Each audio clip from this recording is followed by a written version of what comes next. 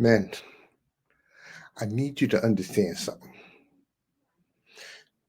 I know you got challenges, all kinds of crazy things going on in your head, but there comes a time where you're going to need to release, let those challenges out.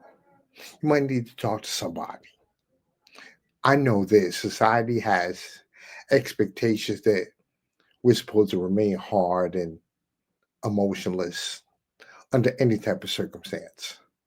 And there is a lot of truth to that because we do have to figure out a way how to internalize a lot of situations. Because as men, we do need to be that hunter gatherer, that person that figures out circumstance. But then there's also times where it just gets too much and it becomes a pressure cooker effect. And instead of letting it blow, take a moment to find some type of way to be able to release your emotions and your feelings in a healthy way. You might need to have a conversation with a trusted friend. Somebody that you know that your conversation is not going to go past them. Or maybe have a religious group or some type of community program that you find your tribe, you find like-minded individuals that you can have communication with. You can talk your issues with because they understand what you're going through. You might even need to reach out to maybe a therapist or a life coach, somebody to help bring some clarity to your circumstance. Now, I want you to understand something. No matter what society says, no matter what the outside says, those are not moments of weakness. That is absolute strength because when you know that you can reach out to someone and you can talk about the way you feel, that's strong. The person that internalizes everything and holds it in, that may end up being a moment of weakness where they do something that may hurt them or hurt somebody they love or just hurt people, period. So give yourself an opportunity to realize that when things mount up, when pressures get too much, have some way to let it out. And again, it might be a support system. And if you can't find one, understand sometimes you have to internalize it. Now, there's a difference between internalizing and the pressure cooker effect. Internalizing means you're utilizing your resilience, you're utilizing your inner strength to be able to navigate through the challenges you're dealing with. And there are a few ways to be able to do that. I mean, something like meditation or, you know, just lying in your bed or sitting on your couch and just taking some time to think, being to yourself, maybe going for a walk. Those are different strategies that you can use to be able to help you mitigate all of the crazy thoughts that are in your head. Uh, as a matter of fact, I understand scientists say that journaling is a great way to be able to get your feelings out. So you can actually write down your feelings. And therapists say that you're actually getting those feelings out and onto paper. They're leaving your head just for a moment. Now, you're not going to forget about them, but what you're doing is you're bringing those thoughts out of the forefront of your mind and you're putting them down. You might even find that you are an incredibly creative person and that journaling is something you like to do. You know, and if you feel like you don't want to let your journaling out to the world, you don't have to. Write it down, put it in the journal, put the journal away, and use it whenever you have those feelings. Another way is just reading. When you read, you open up the mind.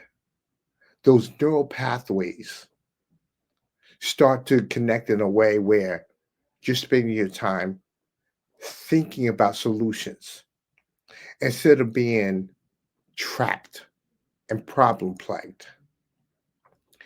For instance, the book that I co-authored with 7 other men, it's called Men Grieve Too. And it's stories of men that have navigated their grief journey, that are navigating their grief journey.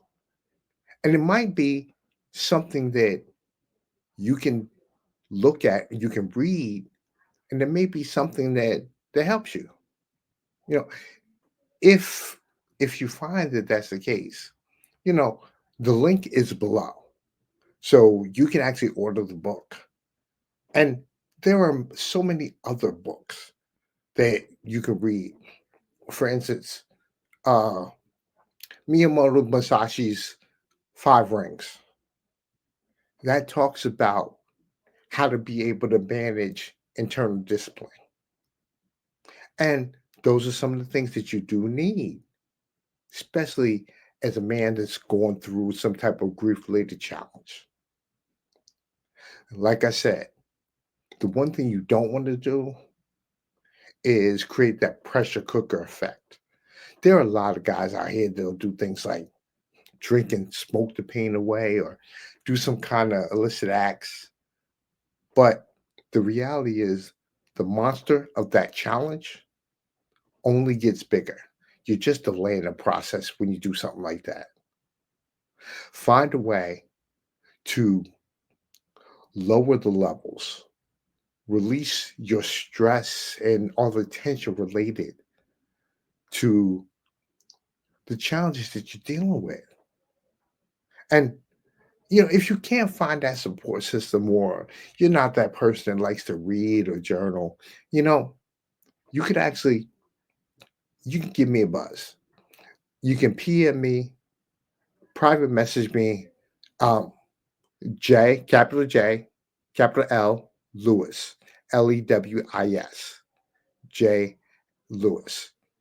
And I ask, it's J Lewis, J Lewis. We can have that conversation, you know. Or to gain some motivation, you can go to my Facebook page, which is the Grief Empowerment Theory on Facebook. I put a lot of information out to be able to encourage people to move forward. I specialize in working with single parent men. So a lot of my information is geared towards that. But the reality is that any man going through a challenge can grasp these concepts and utilize them to your advantage. Whatever you decide to do, don't take the route that a lot of other people take. Society says hold it all in, and then you hold it in, and you get to a point where you do something to either yourself or to someone else that you care about or to society in general. You don't want to be one of those people.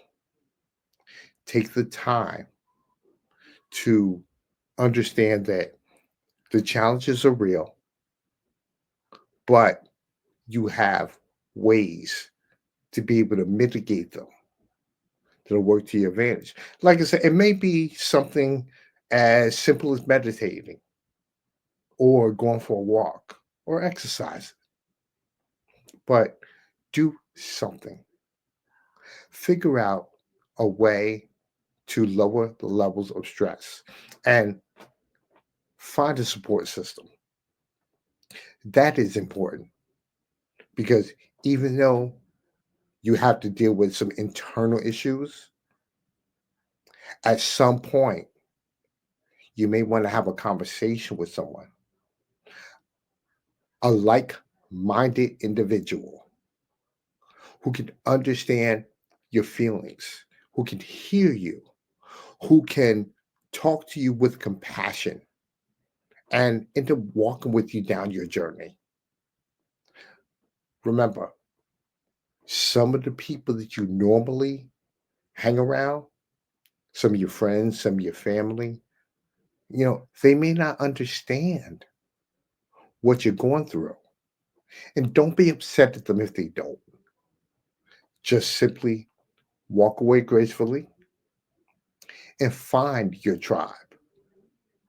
You may have to search for it, but the greater part of that is once you find them, you'll realize the value of your search.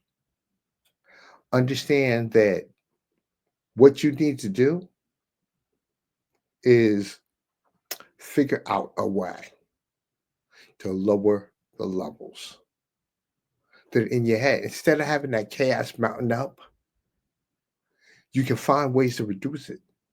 I I just talked about meditation, taking a walk, exercising, journaling, reading. All these are different ways where if you can't find outside support, you can have internal support that will help you reduce those levels.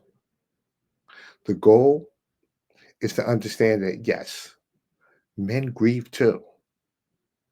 And the reality of that is instead of acting like you don't go through something, realize that once you find a support system of people or find a way to internalize it so that it's healthy, that's a benefit to you.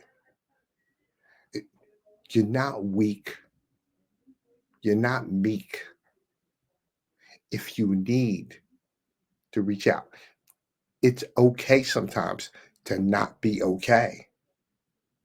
And a person who is a support system will understand that. They will let you know that it's okay to have that conversation. It's okay for you to be able to discuss the way you feel mentally and emotionally. Because if not, again, it becomes that pressure cooker effect. It works to your disadvantage. And that's not something you want.